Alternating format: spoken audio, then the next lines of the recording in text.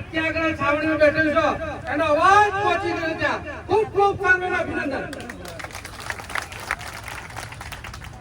વાત કરતા પહેલા જબરજસ્ત જય ઘોષ આપણો થવો જોઈએ. પ્રચંડ અવાજ ગગન ચુંબી ભારત માતાને પણ ખબર પડવી જોઈએ કે આ દેશનું પહેલું કોઈ મિલિટરી હોય, કોઈ BSF, CRPF, CISF, SSB, ITBP, Assam rifle જે દેશની સરહદ અને આંતરિક સુરક્ષા કરી છે.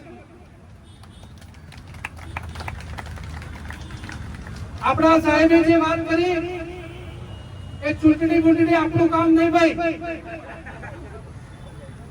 આપણે તન મન ધન સંપૂર્ણ સમર્પિત પેરામિલિટરી માટે આખરી દમ તક, આખરી સાંજ સુધી, જ્યાં સુધી મારા પ્રાણ હશે ત્યાં સુધી હું છેલ્લી કરી હું પેરામિલિટરી માટે લડતો રહીશ.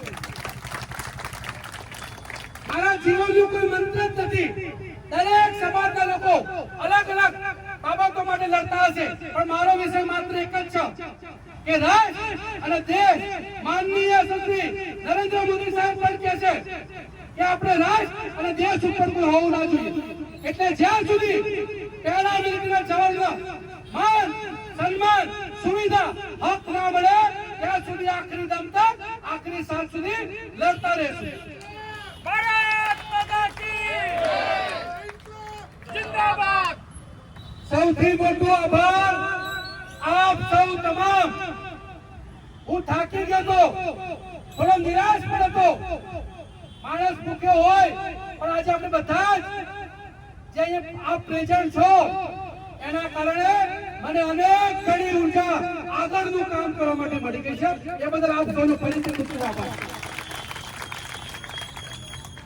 મારી તાકાત, એનર્જી બધું જ આપણા પેરામિલિટરી પરિવારના સદસ્યો છે. એટલે લાખ લાખ ફરીથી સર્વેના વંદન કરું.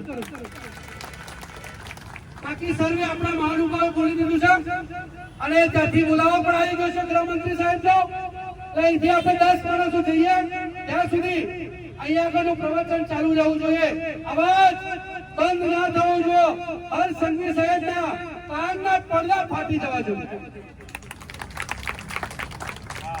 આજે પેરામિલિટરી ફૂલ ડિસિપ્લિન અનુશાસનમાં રહી એટલે હું ખાતરી આપું છું સરકારના કે દેશની સંપત્તિ સુરક્ષામાં ક્યાંય આટલી રકતી પર પણ આજ નહીં આવે.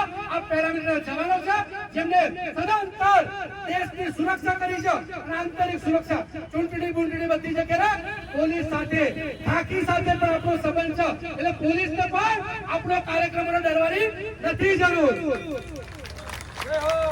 કોમ્બો મિલિટરી પોલીસનો કોમ્બો એટલે પેરામિલિટરી. એટલે મેં સાહેબ કીધું સાહેબ એ ફિકર રહો, કોઈ સુરક્ષાની જરૂર નથી. કે અડચણ આવશે તો અમે જ કરી લેશું. એટલે ખૂબ ખૂબ આભાર. હું થોડી મારી વાતને ખતમ કરું કેમ કે આપણે ઘણો સમય થઈ ગયો છે. અમે 5-10 માણસ છે નામ દઉં છું એ ફટાફટ ઉભા થઈ જજો. એટલે આપણે ગાડીમાં જતા આવીએ, આવીને આપતા આવીએ. ગુજરાતના પ્રમુખ અનુભાઈ,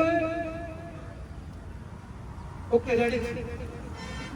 મહામંત્રી શ્રી કુશાલભાઈ, રાષ્ટ્રીય મહિલા પ્રમુખ નર્મદાબેન, રાષ્ટ્રીય કોઓર્ડિનેટર જયંતિભાઈ, બીએસએફ પ્રભારી જયદેવ સાહેબ,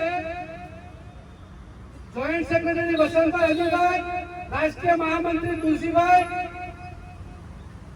આ બધા મેમ્બરો અને ગુજરાતના મહામંત્રી હંસાબેન.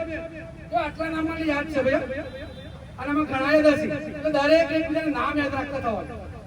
અને ચા પીતા આપણા આદરણીય પ્રધાનમંત્રી સાહેબ દિલ્હીમાં ગાદીમાં સર્વોચ્ચ વડાપ્રધાન તરીકે બેઠા. એટલે આપણે શું શીખવાનું છે? ચા વેચવાની નથી, પીતા ત્યાં પહોંચવાનું દિલ્હી. ખૂબ ખૂબ આભાર.